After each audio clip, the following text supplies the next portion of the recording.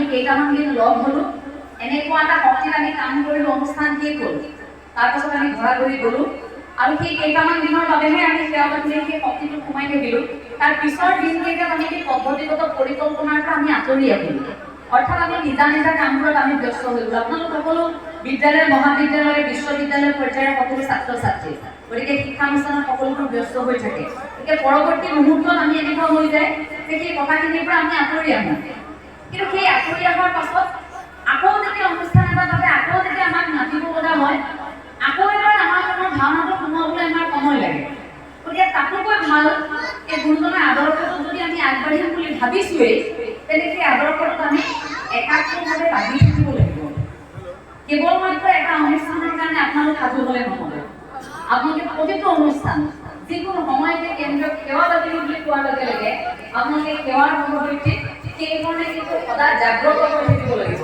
কাৰণ আমি এই যে আমি প্ৰশাসনিক বিষয়াসকলৰ যে দলবোৰ দেখোঁ, যিমান তেওঁলোক সক্ৰিয় হৈ থাকে, আমিও কিন্তু কোনো গুণে তেনে কম নহয়, তেনে কম এটা সংগঠন কিন্তু নহয়। কাৰণ পৃথিৱীৰ ভিতৰতে যদি আপুনি চাই, এনেকুৱা আধ্যাত্মিক, এনেকুৱা যুৱ শক্তি আপুনি ক'তো দেখি নাপাব। আমি সেইবাবে এই আমাৰ বৰেণ্য যিসকল ব্যক্তি, যিসকল শ্ৰদ্ধাৰ ব্যক্তিৰ দ্বাৰা এই সপোনৰ বীজটো ৰোপণ কৰা হ'ল। যিগৰাকী মহান ব্যক্তিৰ এটা সপোন আছিল, কৰুণাকান্ত কলিতা বাপ, তেখেতক আমি পাহৰিব পাৰিম নেকি কেতিয়াবা? ইমান দূৰদৰ্শী এটা চিন্তাধাৰা, তাৰোপৰি তাৰ পৰৱৰ্তী মুহূৰ্তত গোটেই অনুষ্ঠানটো জীয়াই ৰাখিবৰ বাবে প্ৰতিগৰাকী মুখ্য অধিনায়ক, প্ৰতিগৰাকী উপমুখ্য অধিনায়ক সচিব, প্ৰতিখন জিলা পৰ্যায়ত, প্ৰতিখন আঞ্চলিকত কেনেধৰণে জিলা অধিনায়কসকলে কাম কৰিলে আপোনালোকে পাহৰিব পাৰিব নেকি? এই অনুষ্ঠানটোত সকলোৰে আচলতে অৰিহণা আছে, সকলোৰে কষ্ট আছে, সকলোৰে ত্যাগ আছে। আমিতো এটা পৰ্যায়ত পোৱাৰ পাছত, এটা নিৰ্দিষ্ট ঠাইত পোৱাৰ পাছত সেই বিশেষ এগৰাকী দুগৰাকী ব্যক্তিক মনত ৰাখোঁ। আমি গোটেই যাত্ৰা পথত যিসকল ব্যক্তিক গোটেই সংগঠনটো জীয়াই ৰাখিবলৈ চেষ্টা কৰিলে, সেইসকল ব্যক্তিক কিন্তু আমি পাহৰি যাব নালাগিব। গতিকে গোটেই আমাৰ শক্তিটো যিসকল বৰেণ্য ব্যক্তিয়ে আমাক এনেকৈ তুলি ধৰিলে, এখন মঞ্চ দিলে, সেইসকলৰ আদৰ্শটো আমি যেতিয়ালৈকে বুকুত ৰাখিম, তেতিয়ালৈকে আমি কিন্তু দুৰ্বল নহওঁ। ইয়াত যিহেতু আপোনালোকৰ শিক্ষানুষ্ঠানৰ বেছি সংখ্যক আছে, গতিকে এটা কথা আমি এনেকৈ আলোচনা কৰিব পাৰোঁ নেকি যে আমি যে শিক্ষানুষ্ঠানত গৈ থাকোঁ, আপোনালোকে বিভিন্ন ধৰণৰ শিক্ষানুষ্ঠানত অংশগ্ৰহণ কৰে, অনুষ্ঠান হয়, কেতিয়াবা বাৰু শিক্ষানুষ্ঠানত আমি থাকোঁতে আপুনিও গম পাইছে, শ্ৰেণীকোঠাত আপোনাৰ সৈতে এগৰাকী আছে, তেওঁ সেৱা বাহিনীৰ এগৰাকী, তেওঁ সেৱক, আপুনি সেৱিকা, আপুনি গম পায় কথাটো। কিন্তু আমি সেইদিনা কি হয়, আমি শিক্ষানুষ্ঠানৰ ভিতৰত আমি সেৱা বাহিনীৰ কথা বেছিকৈ পাতি নাথাকোঁ, আমি পতা হৈ যাওঁ। কাৰণ শ্ৰেণীকোঠাত আমি আমাৰ নিৰ্দিষ্ট বিষয়বোৰহে পাতোঁ। কিন্তু আমাৰ এনেকুৱা এটা অনুভৱ হয়, এতিয়া শিক্ষানুষ্ঠানসমূহত আমাৰ যিবোৰ ল'ৰা ছোৱালী আছে, আমাৰ যিবোৰ সেৱক সেৱিকা আছে, শিক্ষানুষ্ঠানতো যদি আমি আমাৰ নিজাকৈ কাম কৰিবলৈ আৰম্ভ কৰোঁ, কেনেকুৱা হ'ব পৰিকল্পনাটো? যদি আমি শিক্ষানুষ্ঠানসমূহতো আমি নিজা দৃষ্টিভংগীৰে যে শিক্ষানুষ্ঠানখনত আমি জনাই দিওঁ যে আমি ইয়াত থকা সেৱক সেৱিকাসকল এনেকৈ আছোঁ, যে আমি আমাৰ আৰু এটা চিনাকি আছে, এইখন মহাবিদ্যালয়, এইখন বিদ্যালয়, এইখন বিশ্ববিদ্যালয়ৰ আমি ছাত্ৰ ছাত্ৰী হোৱাৰ উপৰিও আমাৰ এটা চিনাকি আছে, যে চিনাকিটো হৈছে আমি শ্ৰীমন্ত শংকৰদেৱ সংঘৰ সেৱা বাহিনীৰ সেৱক সেৱিকা। গতিকে আমি জনাব লাগিব আমাৰ শিক্ষাগুৰুসকলক যে আমি সেৱক সেৱিকাসকল আছোঁ, গতিকে এই অনুষ্ঠানটোত এই কামখিনি আমিয়েই কৰি দিব পাৰোঁ।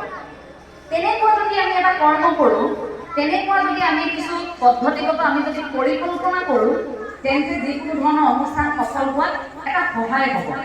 আৰু ৰাজ্যৰ চুকে কোণে এই কথাবোৰ বিয়পাই দিবলৈ আমাক বৰ বেছি সময় নালাগিব। ধৰক আজি আপোনালোকৰ শিক্ষানুষ্ঠানখনত এটা বিশেষ অনুষ্ঠান পাতিছে, তাত ছাত্ৰ ছাত্ৰীসকলক দায়িত্ব দিয়া হৈছে, কিন্তু তাৰ মাজতে যদি থকা আমি সেৱক সেৱিকাসকলে মিলি লৈ ভাবোঁ যে এইখিনি কাম আমি কৰিম, আমি দায়িত্বটো লৈ লওঁ, তেনেকৈ কৰিলে আমি ভাবোঁ খুব শৃংখলাবদ্ধকৈ কিবা এটা আমি পাম, যিটো পৃথককৈ আমি যে পৃথক আন সংগঠনবোৰৰ তুলনাত, সেই কথাটো আমি উপস্থাপন কৰিব পাৰিম। আমি সঁচাকৈ পৃথক, কাৰণ বিভিন্ন অনুষ্ঠান আপোনালোকে জন্ম হোৱা দেখিছে, বিভিন্ন অনুষ্ঠান আমি চকুৰ আগত শেষ হৈ যোৱাও দেখিছোঁ। অসমৰ জাতীয় সংগঠন বহু জন্ম হোৱা দেখিছোঁ, বহু জাতীয় সংগঠন এতিয়া কক বকাই থকাও আমি দেখিছোঁ। জনমানসত এনে জাতীয় সংগঠনো আছিল, যিবোৰ জাতীয় সংগঠন এটা সময়ত আমি দেখিছিলোঁ কেনেকৈ ৰাইজে সেই জাতীয় সংগঠন বুলি ক'লে শ্ৰদ্ধাৰে আচলতে সন্মান জনাইছিল তেওঁলোকক। কিন্তু সেই জাতীয় সংগঠনৰ কিছু কৰ্মৰাজিৰ বাবে এতিয়া সেইসকলক কি হয়, সন্মান কৰিবলৈ বাদ দিছে। কিয়? খোৱা কামোৰাৰ বাবে।